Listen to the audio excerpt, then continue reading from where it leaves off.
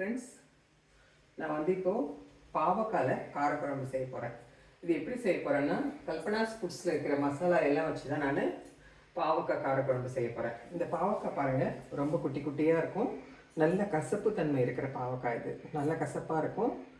இந்த பாவக்காய் சாப்பிட்டா சுகர் பேஷண்ட்டுக்கு கூட ரொம்ப நல்லது. இது எப்படி செய்யுதுன்னு வாங்க வீடியோக்குள்ளே போய் பார்க்கலாம். அடுப்பில் கடாய் வச்சுட்டு நல்லா ஒரு 3-4 ஸ்பூன் அளவுக்கு நல்லெண்ணெய் விட்டுட்டோம். கடுகு, உளுத்தம்பருப்பு, வெந்தயம், காஞ்ச மிளகா, கறிவேப்பிலை, பச்சை மிளகா எல்லாம் போட்டு நல்லா வதக்கிடணும். வதக்கிட்டு சின்ன வெங்காயம், பூண்டு எல்லாம் போட்டு நல்லா வதக்கணும். வதக்கிட்டு இந்த காயும் கட் பண்ணி வச்சுருக்கோம் இல்லைங்களா, இதையும் போட்டு நல்லா வதக்கிடணும். அந்த காய் கலர் வந்து நல்லா மாறிடணும். அந்த அளவுக்கு மாறினா தான் கொஞ்சமாவது கசப்புத்தன்மை குறையும். ஆனால் இந்த பாவக்காய் ரொம்ப கசப்பாக தான் இருக்கும். தக்காளி பழம் போட்டு நல்லா அந்த தக்காளி எல்லாம் சுருண்டு வர அளவுக்கு இந்த மாதிரி கலர் மாறுற மாதிரி வறுத்துடணும்.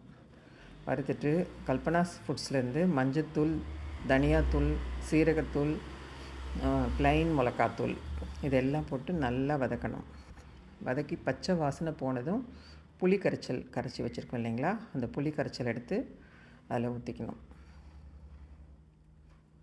புளி கரைச்சல் விட்டு உப்பு போட்டுக்கணும். அந்த குழம்புக்கு தேவையான அளவு உப்பு, கொஞ்சமாக வெல்லம்.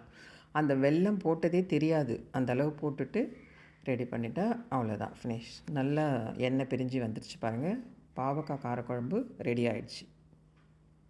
பாவக்காய் காரக்குழம்பு ரெடி ஆகிடுச்சு பாருங்கள்.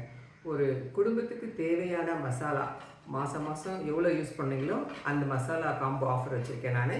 அதை யூஸ் பண்ணிக்கோங்க. என்கிட்ட இந்த மசாலாலாம் வச்சு தான் நான் இந்த காரக்குழம்பு செய்தேன். மசாலாஸ்லாம் வேணும்னா ஸ்க்ரீனில் தெரிகிற நம்பருக்கு ஆர்டர் பண்ணிக்கோங்க.